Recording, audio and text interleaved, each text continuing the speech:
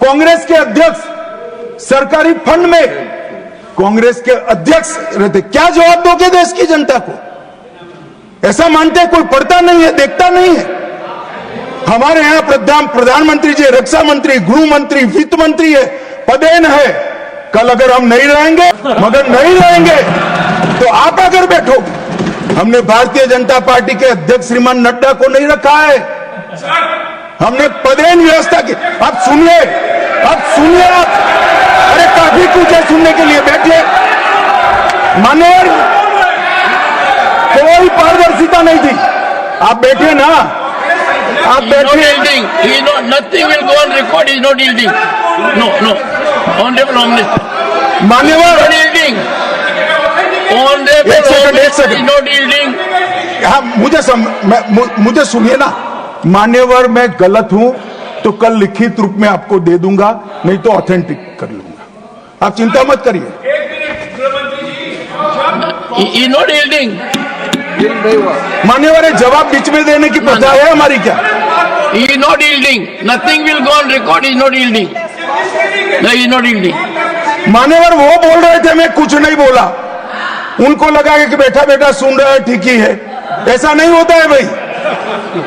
मान्यवर, ये फंड का उपयोग क्या हुआ? प्रधानमंत्री राहत कोष के फंड में से राजीव गांधी फाउंडेशन को फंड दिया गया। अबे राजीव गांधी फाउंडेशन कौन चलाता है? कांग्रेस की अध्यक्ष और उनका परिवार चलाता है। मान्यवर, तत्कालीन कांग्रेस की अध्यक्ष। मान्यवर, फंड का ट्रांसपेरेंट उपयोग है। हमने क्या किया? कोरोना महामारी, आपदा राहत, ऑक्सीजन प्लांट, वेंटिलेटर, गरीबों को सहायता और टीकाकरण के लिए इसका खर्च करने का काम भारतीय जनता पार्टी के प्रधानमंत्री। मान्यवर, जवाबदेही, कोई स्पष्ट पारदर्शिता नहीं थी। फंड के उपयोग के लिए कोई कमिटी नहीं थी। यहां पर प्रधानमंत्री जी के प्रधान सचिव जो ब्यूरोक्रेट होते हैं, उनकी अध्यक्षता में 5 सचिवों का कमिटी बनाया गया है। वो रेकमेंड करता है, फिर वो ट्रस्टियों के सामने आता है और तब जाकर खर्च होता है। कोई सिस्टम नहीं था, अपने घर से ऑर्डर कर देते थे मान्यवर, और कोई भी प्रकार की जवाबदेही के बगैर दान स्वीकार कर लिया जाता है। आज पूरे दान का रिकॉर्ड है और पारदर्शी ढंग से संचालित होता है।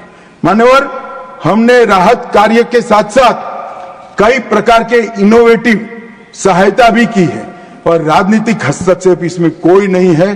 सभी जनता के चुने हुए नुमाइंदे और सरकार के 5 प्रमुख पद पर बैठे हुए मंत्री ही इसके अंदर काम करते हैं, पार्टी का कोई। अब देश की जनता तय करे कि पारदर्शिता कहां है।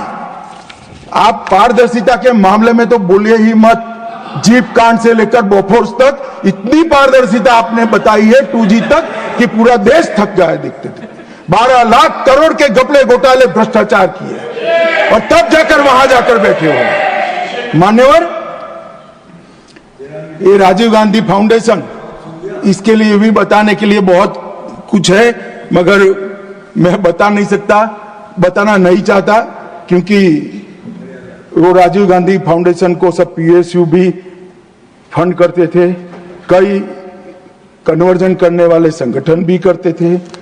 जाकिर नाइक के NGO से भी उसको 50 लाख का चंदा मिला था मान्यवर, और कई चीनी संस्थाओं ने भी पैसा दिया था मान्यवर। ये ट्रांसपेरेंसी की बात भारतीय जनता पार्टी के लिए करते हैं मान्यवर। कोई अधिकार नहीं है इस बात करने का। मान्यवर, नीरज दागी जी ने कोविड विफल प्रबंधन का मुद्दा उठाया।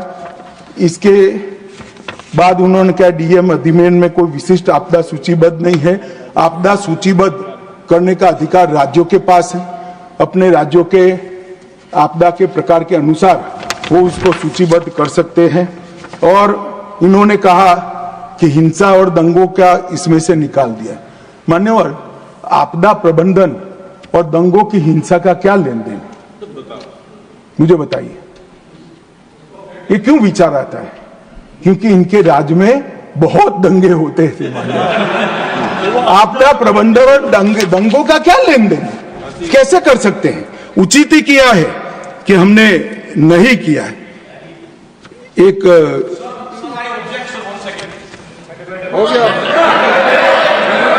मान्यवर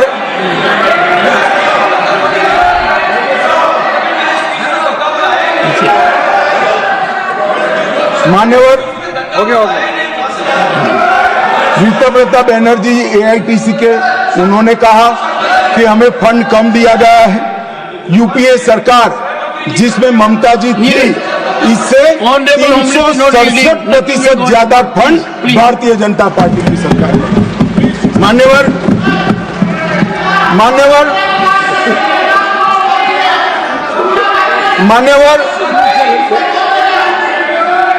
अब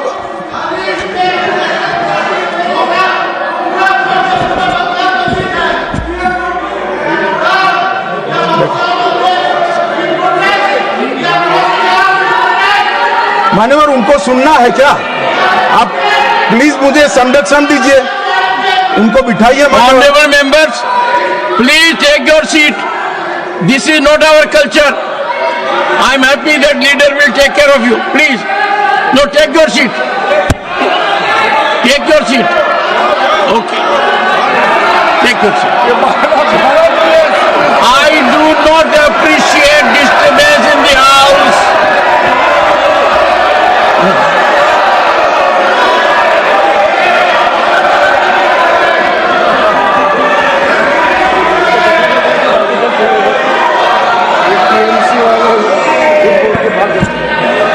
मान्यवर,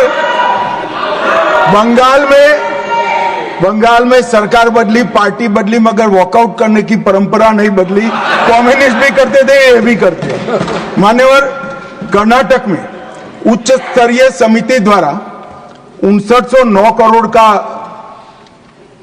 आकलन दिया गया, जिसमें से 5800 करोड़ दिया है। केरल में 3743, उसमें से 2438 करोड़ का दिया है। तमिलनाडु में 4817, उसमें से 4600 करोड़। पश्चिम बंगाल 6837, इसमें से 5000 करोड़। हिमाचल 2339, इसमें से 1766 करोड़। तेलंगाना भी जो समिति ने दिया वो कमोबेश दिया है। अब एक फैशन हो गई। मैं आपको बताना चाहता हूं कि वित्त आयोग ने ये सहायता करने के लिए एक नॉर्म्स तय किए हैं कि भाई आपदा के समय में सहायता किस तरह से की जाएगी, वो भी तय किया है, और इसका दर क्या होगा वो भी किया है। पशु मर जाता है, दूध वाला पशु मरता है तो एक्स सहायता होगी, दूध न देने वाला मर जाए तो वाई होगी, झोंपड़ी टूटेगी तो ए होगा, पक्का मकान गिरेगा तो बी होगा, बिजली का खंभा गिरेगा तो ए होगा, रोड टूटेंगे तो ए होगा। ये सारी चीजों के नॉर्म्स तैयार है। मेरा सभी राज्यों से आग्रह है कि वो नॉर्म्स के हिसाब से अपनी दरखास्त भेजे। आपने जो फ्री बीज बांटी है, इसका खर्चा आपदा प्रबंधन के पैसों से नहीं हो सकता भाई। नॉर्म्स के हिसाब से 5000 करोड़ बनता है और 50,000 करोड़ का आप करोगे। हमने 50,000 करोड़ मांगा था, 5000 करोड़ दिया। अरे भाई, मांगा ज्यादा था, आपका बनता नहीं है। और ये नॉर्म्स अगर किसी को नहीं, वैसे तो साइट पर है, नहीं है तो मुख्यमंत्री जी मुझे पत्र लिखे, मैं तुरंत पर्सनल मैसेंजर से उनको भेज दूंगा, वो देखकर वो बनाए। हमें कोई आपत्ति नहीं है, 25 पैसा भी नहीं काटेंगे, हमें कोई आपत्ति नहीं है, मगर आप मांग इस तरह से करते हो